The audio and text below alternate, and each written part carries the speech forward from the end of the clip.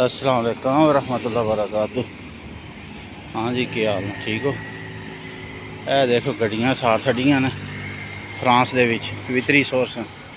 वो एक ट्राला एक है ट्राला इत्थे भी साड़ी ने, उत्थे भी साड़ी ने, वो गली दे विच भी ने। हुण मैं इधर अगे आ गया, वरना तुहानू सारा दिखांदा। कम अज कम कुछ नहीं तो 8-10 गड्डियां सार छड़ियां ने। कोई बंदे चुकते हैं पे उन्होंने साइडों तो चुक के लै गए। इसकी वजह यह बनी है कि पुलिस वाले ना एक बंदा मार छड़िया, तो जिस वजह तो जरा ना ये गड्डियां साड़ छड़ियां। ये भी ट्राला है।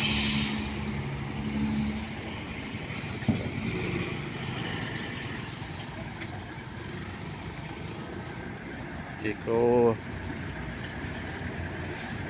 ये फ्रांस दे विच है, पेरिस वितरी सोर्स। यह फोन की दुकान भी है। इदू दूए दिहाड़े भी जरा ना यह लगे मंडीका भनन। यह वितरी दी है, और भी काफ़ी जगह तो लगे ने। ये सिर्फ वितरी का दसना था। पेरिस दे विच एरिया वितरी का, उत्थे यह होटल है भाना छड्डिया ने। वो पिछे गड्डियां साड़ियां ने, उधर दुकानां भनियां ने कोई करियाने दी।